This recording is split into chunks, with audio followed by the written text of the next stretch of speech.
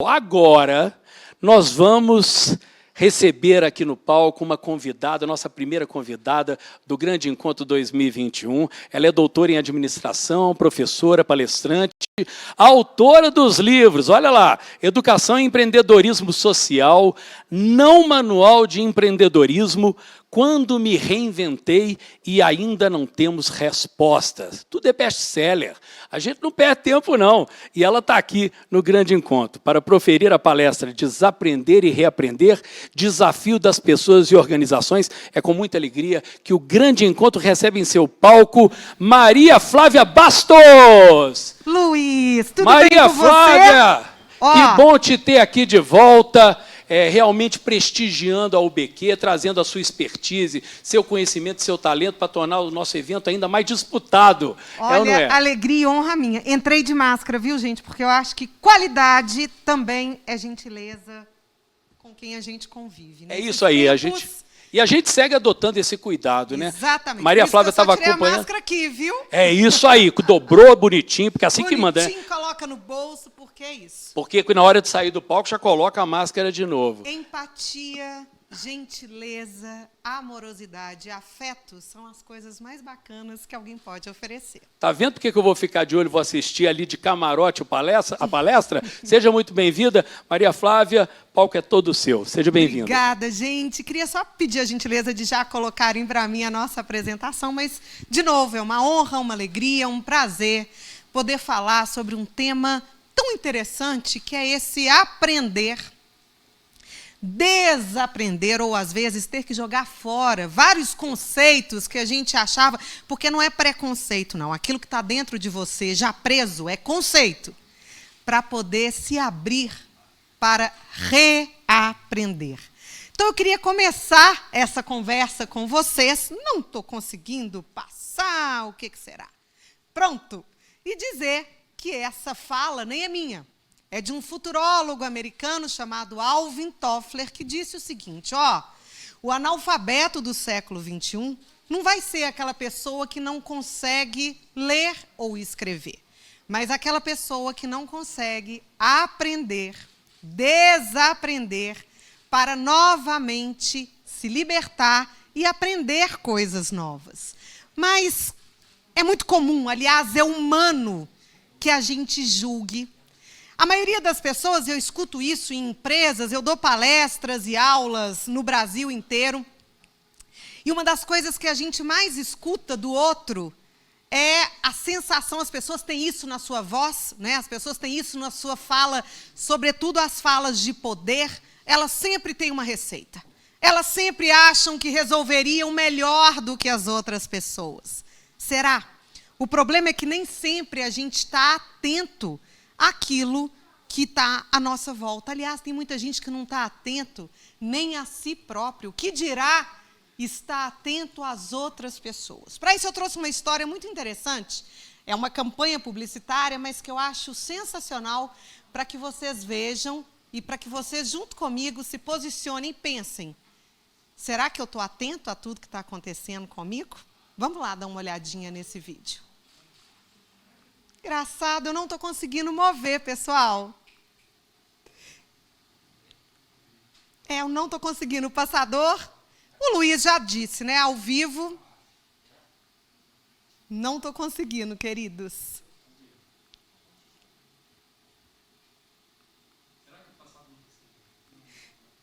Vamos só testar mais um pouquinho, que o vídeo vale a pena demais para que vocês assistam. E eu juro, a gente testou antes.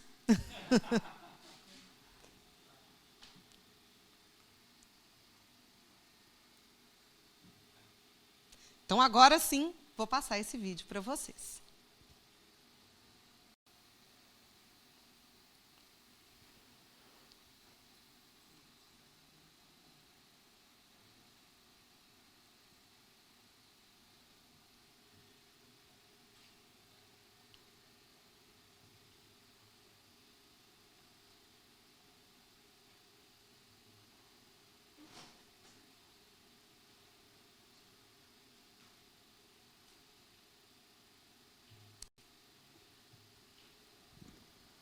aí, gente? Tivemos um probleminha, Luiz? Tivemos um probleminha técnico, mas aí eu preciso repetir o que eu tinha te falado ali, que você acompanhou, né? Ao vivo é assim, às vezes dá um problema. Você imagina, você podia inclusive falar disso, né? Essa expectativa que todo mundo vivenciou com a queda do WhatsApp, do Instagram. Você ficou muito contrariada? Causou? Olha, fez o diagnóstico da sua própria dependência, de repente? Fiz o meu diagnóstico da dependência e pensei, engraçado, que me deu essa preocupação. Eu trabalho com a área de negócios de impacto. A gente acabou de ver aqui um exemplo de impacto com a orquestra e o quanto eles dependem até de outras pessoas para fazerem doações e etc. A quantidade de micro e pequenos empresários que ficaram sem poder trabalhar no dia da ausência das duas redes foi uma loucura. E eu acho que dois lados, né, Maria Flávia, que tem a questão da perda financeira, sim, porque dependem disso, e o desgaste psicológico, né, mental, que traz realmente a expectativa de não saber quando vai ser possível essa retomada. E aí é que vem o lado humano da ansiedade, da dependência que, de fato, a gente está vivendo e que aumentou, sobretudo, nesses tempos pandêmicos. A gente nunca ficou tão preso nessas mídias sociais, mas olha que legal, tem um neurocientista que publicou essa semana um material incrível em que ele diz o seguinte: daqui a uns 10, 20 anos, ficar o dia inteiro grudado no celular vai ser tão brega quanto quem fuma na frente de todo mundo. Vai ser tão brega como hoje é ficar sem máscara agarrando os outros. Exatamente, é isso então, aí. Então, assim, a nossa moral, né, os nossos costumes vão mudando. E esse é um dos que a gente está aprendendo a lidar. Você sabe que eu, outro dia, isso antes da pandemia, mas foi uma lição, assim, uma observação que nunca mais eu esqueci. Eu fui almoçar com a minha esposa num restaurante, aí sentei, mas o barulho, cara, um restaurante muito frequentado, mas o barulho estava excepcionalmente muitos decibéis além do que a gente estava acostumado. Quando eu olhei para o lado, tinha uma mesa grande, com 12 pessoas sentadas com o uniforme de uma determinada empresa, pessoas, e falando todas ao mesmo tempo, mas ninguém escutava ninguém. Então, o grande barulho era esse. E a gente falou, porque eles estão ali conversando e tal. E aí, quando terminou... de repente fez um silêncio um pouco maior, eu olhei, todos estavam segurando o celular, ninguém conversando com ninguém. É esse mundo que daqui a pouco tempo, segundo você, vai começar a ficar cafona e as pessoas vão entender isso, né, Luiz? A gente não poder trocar, a gente não poder conversar, a gente não saber histórias de vida.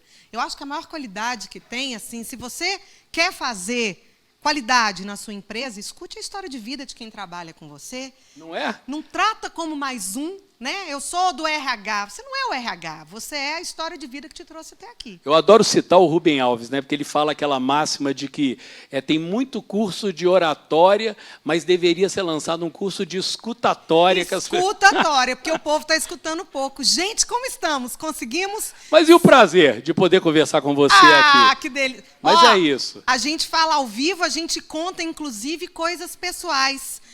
Cadê Catarina, que foi minha aluna? Conta, Luiz. É verdade. Aí, tá vendo que nós temos até quase um laço familiar? Foi sua aluna? Foi minha aluna. Essa é minha cunhada, que na verdade não é cunhada, é filha. A filha do Luiz foi minha aluna. A vida, essa Belo Horizonte é assim. E a gente vai se encontrando. E aí ela aprendeu com você e eu sigo aqui aprendendo com você. Que coisa boa, né? Tá Vamos ver? Tá com problema ainda na transmissão? É o vídeo? Gente, nós podemos fazer o seguinte, eu posso... né? Como essa palestra é sobre aprender, desaprender, para poder reaprender, a minha sugestão é, podemos seguir sem os vídeos? E quando ele ficar pronto, a gente sinaliza para você. Pode ser? Ótimo, podemos. Eu só queria conseguir que o slide também passasse, porque eu não estou conseguindo tirar. Vamos testar se ele está. Está apertando o botãozinho certo aí? Tô. Ó. Vamos ver se é ele aqui, ó. É o de baixinho, ele está ligado. É isso aí. Agora ele foi. Agora está funcionando. E eu vou sem vídeo. E se depois eu vou repetir de novo, voltar... o palco é todo seu, a honra é nossa. Obrigada. Vamos acompanhar. Bom, no vídeo que vocês não viram, é uma história que acontece em Portugal. É uma pesquisa que é feita junto a um museu, onde as pessoas são estimuladas a responderem uma única pergunta. Elas veem cenas do cotidiano, como, por exemplo, uma senhora mais velha carregando uma sacola muito pesada e é perguntado para essas pessoas Se você visse essa senhora com essa sacola pesada, você ajudaria? 100% das pessoas dizem sim, é claro que eu ajudaria. E outras cenas cotidianas são apresentadas no vídeo, como uma pessoa que derruba tudo que ela está carregando, como um carrinho de bebê abandonado no meio da rua. Diante de todas desses supostos problemas, ao serem perguntadas, vocês ajudariam a resolver? Todo mundo diz que sim. Só que câmeras ocultas filmaram essas pessoas que passaram sem perceber o que estava acontecendo. Então, quando perguntadas, você ajudaria? Você faria diferença? Todo mundo diz sim. Acontece que nem sempre você está atento ao que está acontecendo à sua volta. E esse é o problema dessa nossa sociedade absurdamente individualista. O Luiz acabou de dizer, né? A gente ficou aí um dia inteiro sem Instagram, sem Facebook, sem WhatsApp, porque é uma sociedade onde a gente faz selfies 24 horas por dia, onde o ego é a coisa mais importante que você tem e o pior. Um mundo perfeito, onde ninguém tem problemas, onde ninguém adoece, onde todas as carreiras são incríveis. Só que isso não é humano. Quanto mais a gente estimula esse individualismo, pior a nossa vida fica. Pior a nossa sociedade vai ficando. Aí você pode ir passando para mim, pode ser?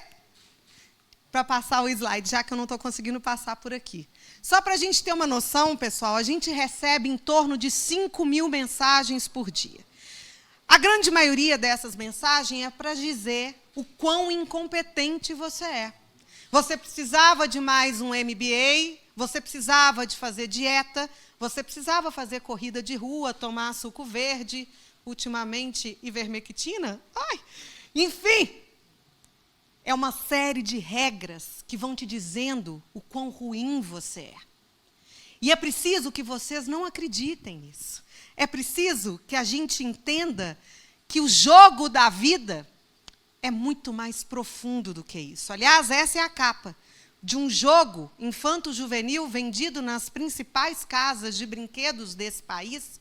E eu queria que vocês vissem como é que as nossas crianças têm aprendido. Desde o seu processo educativo, o seu processo familiar, escolar. Na capa desse sugestivo jogo chamado de Jogo da Vida, nós não temos nenhuma pessoa negra. E as 3 únicas mulheres que aparecem na capa do Jogo da Vida estão apaixonadas.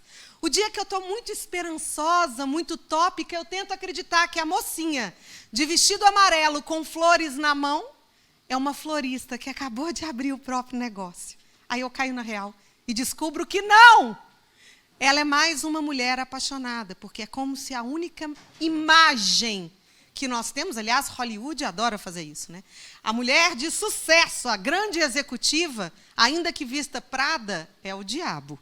Então, a gente precisa, desde muito cedo, mudar as concepções e reaprender a viver na nossa sociedade que tem novas demandas.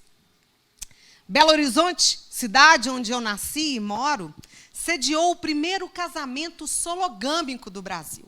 Quando eu li isso no estado de Minas, eu fiquei muito intrigada e fiquei pensando, como assim um casamento sologâmico? Muito bem, senhores e senhoras, nesse casamento teve festa, teve convite, teve baile, as pessoas dançaram.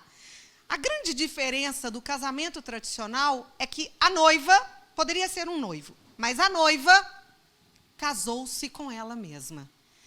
Na hora de subir ao altar e fazer os votos de amor, ela levou um espelho e disse para si mesma o quanto ela gostava dela. Sempre fiquei pensando o que Freud e Lacan diriam de uma relação em que alguém se casa consigo mesma. A coisa mais surpreendente é que todos os convidados também receberam espelhos para ficarem se olhando durante a cerimônia e dizerem a si mesmo como eles eram muito, muito especiais. Então, tem um autor que eu gosto muito, é um sociólogo coreano chamado Byung-Chul Han. O Byung-Chul Han escreveu sobre um processo que a gente tem vivido de uma maneira absurda, chamada positividade tóxica. E ele vai nos alertar do perigo dessa crença de que a gente precisa ser perfeito e que tudo tem que dar certo o tempo todo. Não tem. Não tem. O que tem acontecido, o Brasil hoje é um dos países que mais consome ansiolíticos e antidepressivos no mundo. Sobretudo as mulheres adoeceram muito mais mentalmente. O que a gente espera para 2030 é que a depressão seja uma doença muito mais comum, como hoje é diabetes ou hipertensão arterial. E aí, porque as pessoas tentam ser fortes demais, fica parecendo que é fraqueza. Mas não é fraqueza, é porque elas tentaram e acabou não sendo possível que a gente fizesse essa mudança. Está aí o Byung-Chul Han, eu trouxe a foto dele. Ele, inclusive, faz com que a gente desmistifique essa fala americana, né? A gente está aqui na União Brasileira para a qualidade, e a gente tem qualidade literária, a gente tem qualidade acadêmica, a gente tem tanta coisa para comemorar, mas a gente ainda fica preso nos filmes americanos do grande perdedor ou do grande vencedor. Isso é uma farsa. É uma farsa no sentido de que não há um grande perdedor ou um grande vencedor, já que nós vivemos de maneira coletiva. Se der tudo muito certo para você, pode saber, alguém te ajudou. Você não esteve sozinho. Seja um professor, seja uma instituição, seja um amigo, um sócio, alguém te ajudou. Da mesma maneira, quando há o fracasso, alguma coisa aconteceu nesse percurso. Você adoeceu, um sócio que não foi adequado, a falta de conhecimento, de dinheiro, de saber como lidar com o que estava acontecendo à sua volta. Então, nem sempre existe, né, essa ideia de o indivíduo é muito peso para uma pessoa só. A grande farsa do loser ou do winner, né? O Byung-Chul Han vai falar isso, que a gente vive com essa angústia de que eu não estou fazendo tudo o que eu poderia fazer. E quando dá errado, a culpa, sabe de quem? É toda sua. Não acreditem nisso, por favor. E experimentem a vida muito mais do que vocês puderem. Eu tomei a liberdade de trazer uma foto minha, porque, como eu disse para vocês, nesse mundo das mídias sociais, que bom, a gente ficou sem eles um dia inteiro, né? A gente teve que fazer coisas que a gente não fazia mais. Mas eu trouxe essa foto minha com a frase parecer ser, porque a internet é isso, né? As pessoas parecem ser alguma coisa que, na grande maioria das vezes, elas não são. Mas, como boa mineira, eu fui ficar 3, 4 dias, eu estava fazendo várias palestras na cidade de Natal, Rio Grande do Norte, que eu amo. Eu sou filha de pernambucano, neta de baiano, então estava ali num estado vizinho que a mim me encanta muitíssimo. E como boa mineira, na hora que eu cheguei, eu nem troquei de roupa. Eu me joguei no mar. E aí, a moça que estava me acompanhando, a assessora que estava me acompanhando, ela disse, eu vou fazer uma foto sua. Eu falei, beleza, ótimo, faço. Até gostei, estou usando a foto ainda.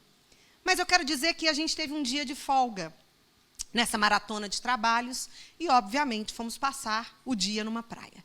Gente, a gente foi para um lugar paradisíaco, maravilhoso. Essa moça, antes de sair para a praia, ela pensou, ela arquitetou todas as cenas adequadas que ela deveria fazer, para fazer as fotos e postar. Então, ela alugou uma prancha de stand-up paddle, fez a foto e eu usei a hora que ela pagou. Eu comi peixe, lambuzei meus dedinhos, me sujei de areia, nadei, fiquei com o cabelo grudado e eu aproveitei. Enquanto eu aproveitava e via o que estava à minha volta e sentia o cheiro, e tenho ele todo dentro da minha memória, ela passou o resto do dia vendo quantas curtidas ela havia tido. Então, eu trouxe para vocês um trecho de um dos livros que eu mais gosto, o último escrito em vida por Charles Bukowski. Pouco tempo depois ele morreu, depois da publicação desse livro. E um trecho desse livro ele diz, o que vocês estão fazendo? O que vocês estão pensando? Todos nós vamos morrer. Que circo! Só isso deveria fazer com que amássemos uns aos outros, mas não. Nós somos aterrorizados e esmagados pelas trivialidades. Nós somos devorados por nada. Bukowski era um pessimista, mal-humorado de natureza. Acredita em mim, quando ele diz deveríamos amarmos uns aos outros, ele não está propondo uma terapia do abraço. Nem que sejamos melhores amigos um dos outros, ele está propondo que nós nos respeitemos como humanidade, que nós cuidemos da nossa essência humana, muito próxima, inclusive, dos nossos territórios, das nossas histórias de vida. Eu acredito piamente que nós seremos salvos somente pelas nossas humanidades, pela nossa leveza, pelos nossos afetos e pelos nossos sonhos, que não são os sonhos, né, idealizados, mas o sonho no sentido da realização daquilo que eu planejo e vou, degrau a degrau, construindo. Nada que é imediato ou fantasioso, mas aquilo que é real. Uma amiga minha, esses dias, me disse uma frase que eu adorei. Nós temos um grupo de pesquisa, todos acadêmicos e etc., e a gente conversando sobre isso, né? Nós da academia temos uma série de conceitos, as pessoas fora da academia também pensam da gente de uma outra maneira, enfim, há algumas disputas. E ela falou, Maria Flávia, eu fico tão feliz quando alguém estoura as minhas bolhas. Então, seja você a pessoa que às vezes estoura bolhas. E eu queria estabelecer uma diferença. Estourar bolhas para que a gente se deixe cair para enxergar o mundo é diferente daquele discurso de saia fora da caixa, pelo amor de Deus, cuidado com esse discurso. Tem gente que funciona super bem dentro da própria caixa. Aliás, você pode ter caixas sensacionais, coloridas, brilhantes, surpreendentes, e você funciona ali. A gente tem tido um boom, e a gente precisa cuidar disso, de uma série de coaches e de digital influencers. Tem pessoas que são muito sérias, tem profissionais seríssimos com as quais eu me relaciono e sou fã. Mas tem gente fazendo curso de fim de semana e abrindo uma porta chamada consultório. É preciso que a gente se atente a isso, porque é muito discurso vazio de você não fez porque você não tem força de vontade. Por isso que sua vida não deu certo, porque faltou, isso é raso. Eu não posso me limitar a ser uma pessoa que alguém diz 12 passos para que você seja feliz. Cuidado com passos. Ninguém sabe qual é o seu caminhar. Então, a gente vai construindo as nossas histórias e, às vezes, né, o último livro que eu publiquei, o Ainda Não Temos Respostas, ele fala exatamente disso.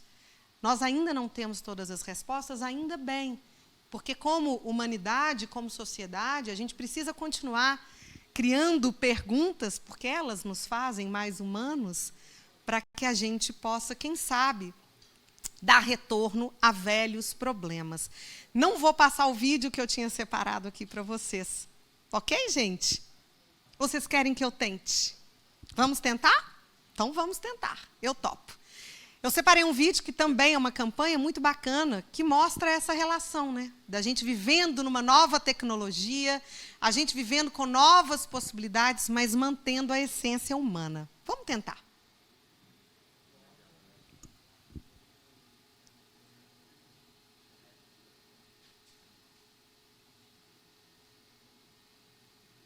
Eu não tenho som aqui para a gente. Não sei se o pessoal de casa está conseguindo ouvir. Então, eu vou tirar a ideia. Enfim. Vocês estão ouvindo? Não? Então, vamos lá. Bom, então voltemos à ideia de que a gente precisa criar respostas para velhos problemas. E, para isso, a gente precisa fazer perguntas. Eu, como professora, essa é uma das coisas que eu mais converso com os colegas. A gente, às vezes, pessoal, precisa ensinar os nossos meninos e meninas a fazerem as perguntas certas. Porque é verdade, o Google me conta tudo, ele tem lá todas as respostas.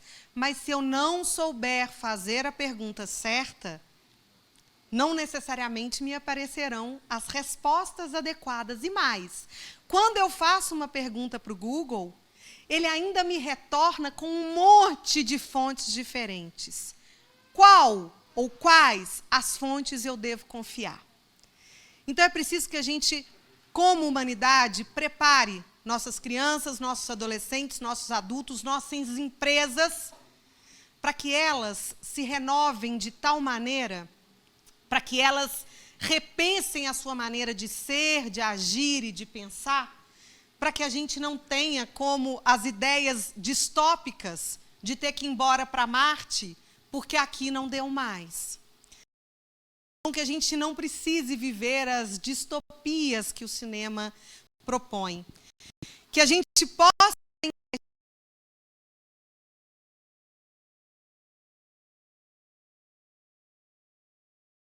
completamente. Mas é você entender os tempos em que nós estamos vivendo, entender moral, de ética, ela é mutante. Moral é a sua morada. São aqueles costumes, é onde a gente se sente aconchegado, é a nossa casa. Só que isso, maravilha, ainda bem, vai mudando ao longo dos tempos, vai mudando ao longo dos séculos. A ética de hoje é completamente diferente da ética de 100 anos atrás.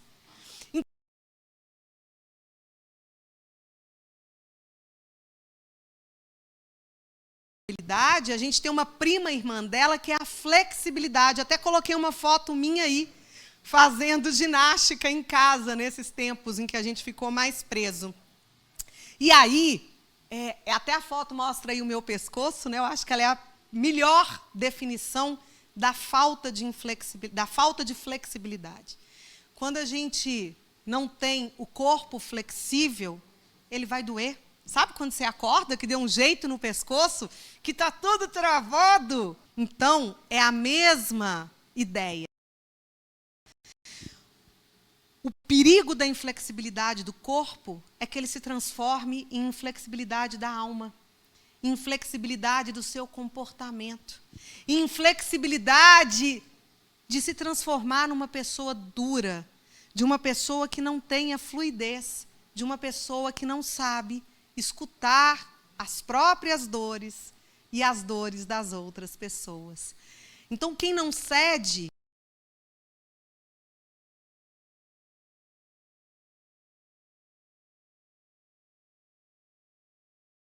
fica dentro da bolha da sua turma, dos seus amigos, dos seus poderes. E a gente vive numa sociedade, Michel Foucault vai falar muito bem sobre isso, muito conectada ao poder. Eu posso mais, porque eu mando em você. Eu pago o seu salário. Gente, há muito tempo a gente vem buscando um outro tipo de gestão. Uma gestão baseada nas humanidades. E, de novo, vai ser cafona.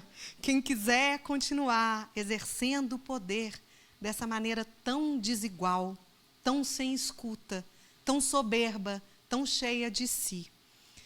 Então, quando eu falei até um pouquinho lá atrás, né, que a gente pode viver das nossas utopias, dos nossos desejos, dos nossos sonhos. Quando eu falo de sonhos, eu estou falando de sonhos reais. Por isso, olha, para quem é mineiro, para quem é fora de Minas, talvez não entenda, mas eu vou explicar para vocês. São quase 3h30 da tarde, é a hora do nosso café. É a hora que a gente come um pãozinho, um docinho. Então, para a gente ver essa foto, já dá ali um certo comichão, já dá vontade de servir um cafezinho. Essa ideia do sonho, e eu trouxe o sonho da padaria e da confeitaria para que a gente visse, para que a gente entendesse que para que esse sonho chegue lá na confeitaria, chegue na padaria, e que você ache ele tão gostoso que deseje comer várias vezes, primeiro é preciso de toda uma cadeia produtiva que tenha desenvolvido a farinha, os ovos, que vão chegar na sua mesa, o açúcar. Depois esse confeiteiro, o padeiro, a confeiteira, a padeira, eles vão experimentar várias vezes a receita até chegar à perfeição. Então, quando a gente pensar em sonhos, pensem que sonhos são feitos de pessoas e de processos. É preciso que a gente entenda que é porque, às vezes, faltam processos.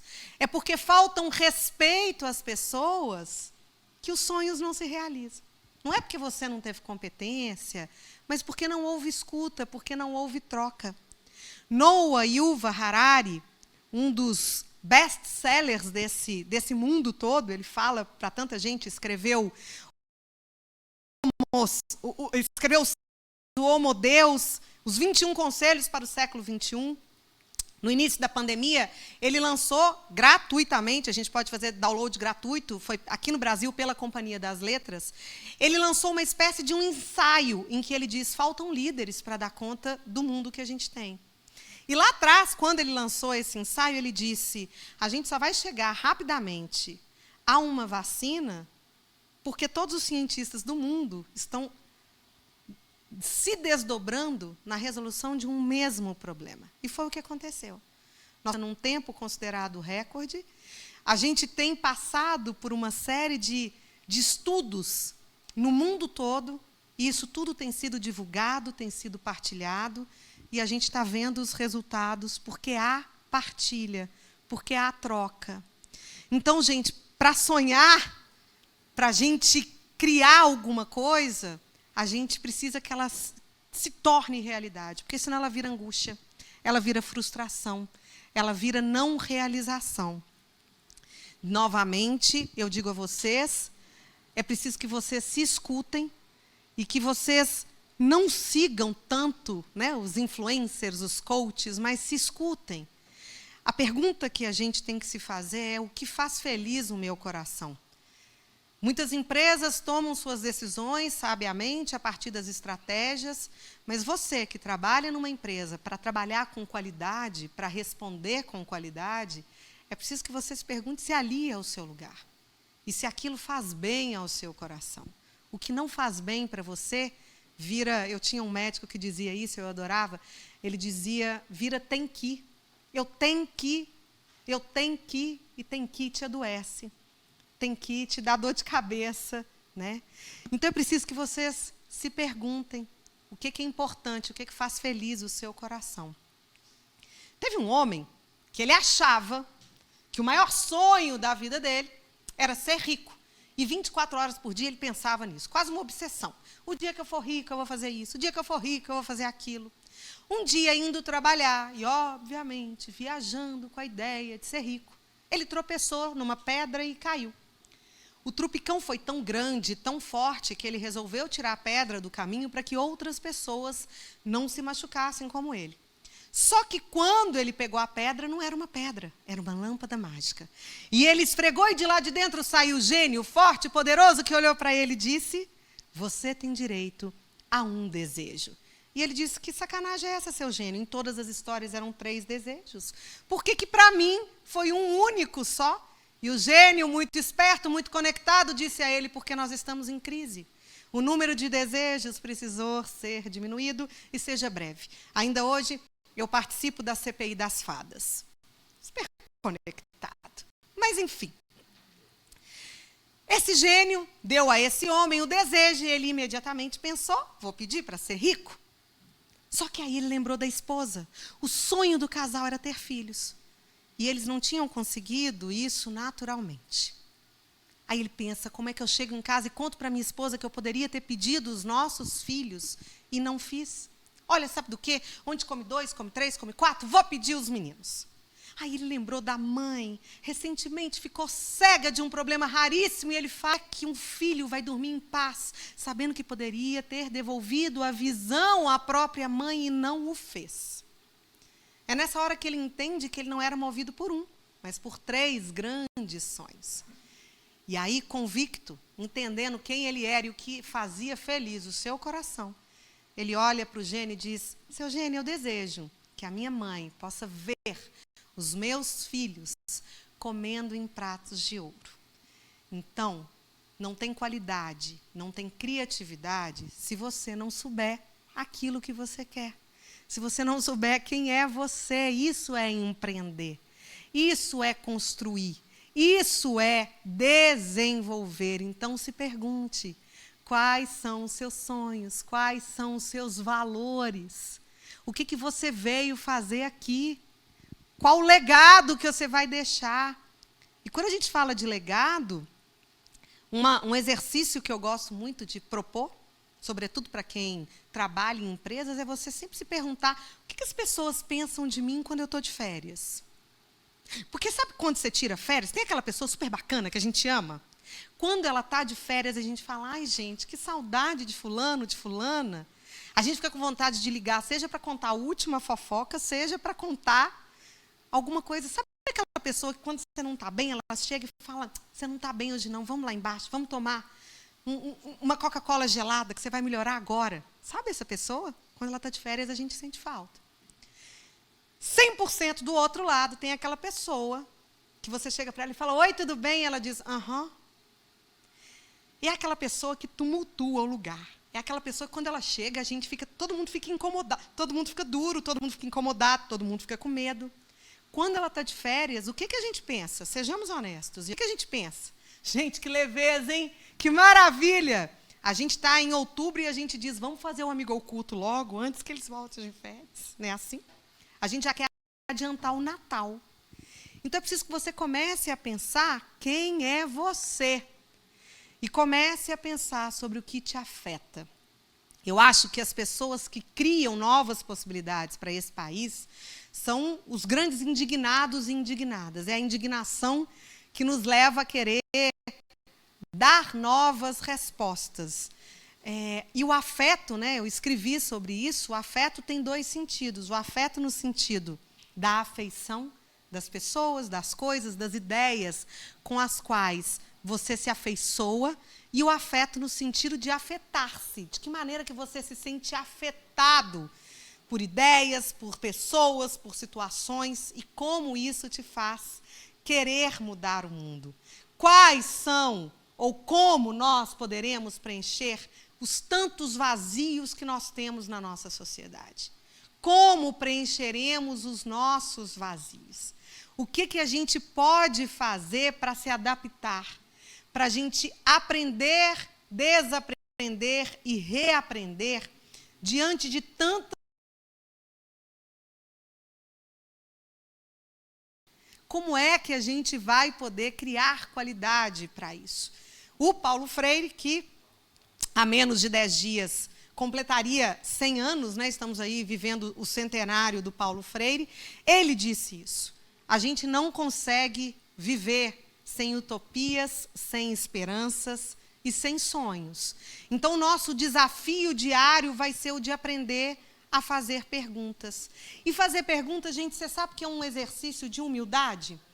Teve uma história maravilhosa de uma mulher. Aos 86 anos, ela se descobriu poetisa. Dona Regilda da Silva Simões. Quando ela era criança, vivendo no interior de Pernambuco, não era dado o direito a ela e todas as mulheres da região de estudarem, não podiam frequentar a escola. Então, ela ficava no muro de trás da escola, esperando os irmãos homens saírem. Quando os irmãos saíam, ela agarrava os irmãos e perguntava, e aí, o que vocês aprenderam hoje? E ela aprendeu a ler e escrever de maneira terceirizada. Ao longo da vida, ela foi anotando em papeizinhos e aos 86 anos, os netos e netas, ajudando Dona Regilda a fazer uma espécie de faxina nos armários, acharam esses escritos. Falaram, vovó, você faz poesia. Dona Regilda não só lançou um livro, como realizou um sonho. Ela entrou pela porta da frente da escola da sua cidade, e na escola ela recitou alguns dos seus poemas para os alunos. Um deles, que eu escolhi dizer aqui para vocês hoje, diz assim. Ele diz respeito ao que ela sentia quando era analfabeta. Diz assim, eu sou um livro sem letra, sou um jardim sem flor. Sou remédio sem receita, sou colorido sem cor. Quando a gente não se abre para ouvir o que é diferente da gente, porque gostar do que é igual a gente é bem fácil. Mas quando a gente não se abre para o diferente, a gente também é esse tipo de analfabeto que hoje o Alvin Toffler está tão em alta com o seu desaprender e reaprender. A gente é esse analfabeto ou a gente é livro sem letra, jardim sem flor, remédio sem receita, colorido sem cor. Então, a gente precisa ser esse sujeito, a gente precisa ser essa pessoa que faz perguntas todos os dias, que acorda para buscar ilhas desconhecidas. O Conto da Ilha Desconhecida é um dos livros que eu mais gosto, do José Saramago, autor português. E nesse livro ele conta a história de um homem que bate à porta do rei e diz ao rei, rei, quero um barco. E o rei diz, para que você quer um barco? E ele diz, porque eu quero encontrar a ilha desconhecida. O rei imediatamente apresenta a ele um mapa e diz, meu filho, todas as ilhas já foram conhecidas. E ele diz, rei, Se a ilha é desconhecida, é por isso que ela não está no mapa. Muito resumidamente, esse homem faz uma fala e argumenta de tal maneira com o rei que ele não só consegue o barco, como ele consegue uma tripulação para seguir nessa jornada. E aí tem uma das partes desse diálogo entre o homem e o rei, que eu acho belíssima, em que o homem diz: rei, eu quero encontrar a ilha desconhecida, porque eu quero saber quem eu sou quando na ilha eu estiver. E o rei fala: você não sabe quem você é? E ele fala: rei, quem não sai de ti, quem não sai de si, jamais chega a saber quem verdadeiramente você é. Olha as bolhas aí de novo. Saia de você para saber quem realmente você é. Só que, de novo, né, gente? Olha a gente agarrado na rapidez, na agilidade do Instagram, do WhatsApp. A gente acha que tem que dar conta de tudo e de dar todas as respostas imediatamente. Aliás, tem gente que se acha super charmoso porque não tem tempo. A pessoa, né, eu não tenho tempo para nada, eu não tenho tempo para comer, eu não tenho tempo para dormir, eu não tenho tempo para nada. Tem uma história linda do Monteiro Lobato, é um diálogo entre a Emília e o Visconde. E a Emília fala isso com o Visconde: Visconde, a vida é um rosário, é um terço, um rosário de piscadas.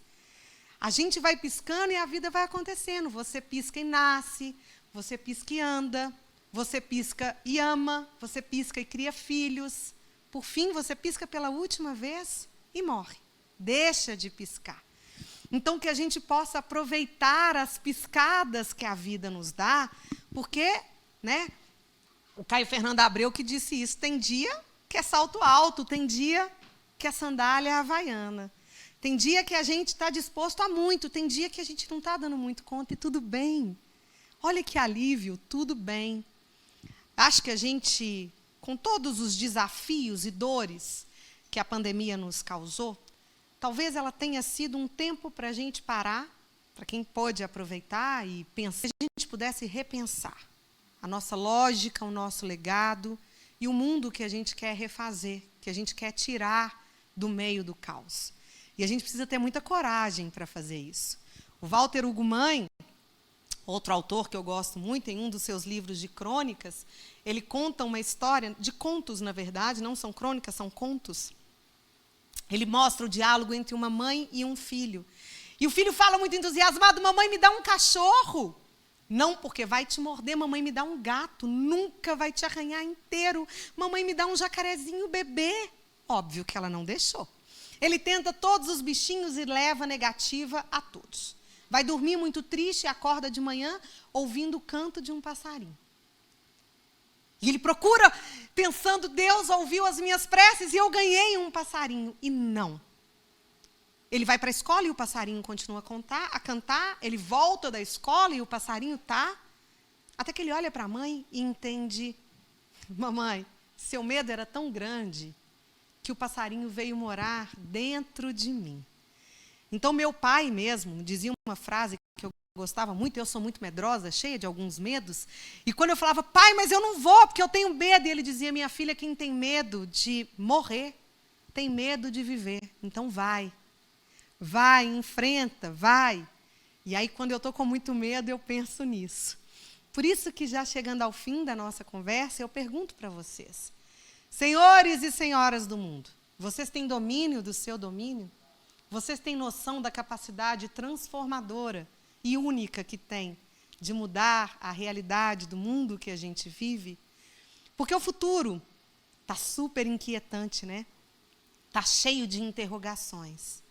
E a gente precisa, juntos, pensarmos de que maneira que a gente vai tentar, errar, até chegar a uma solução. Por isso que é preciso que a gente se pergunte: será que você está pronto ou pronta para esses desafios? Coloquei um fusquinha de propósito. Porque, às vezes, no processo de desaprender, a gente larga alguns luxos para trás para reaprender com coisas novas, com dificuldades novas. Será que você está pronto ou pronta de verdade para ouvir e para exercer a empatia que tanto dizem ser importante, mas que é um processo de diálogo, sobretudo de escuta? Será que você está pronto ou pronta como uma cebola para se descascar, se conhecer, se entender e se doar?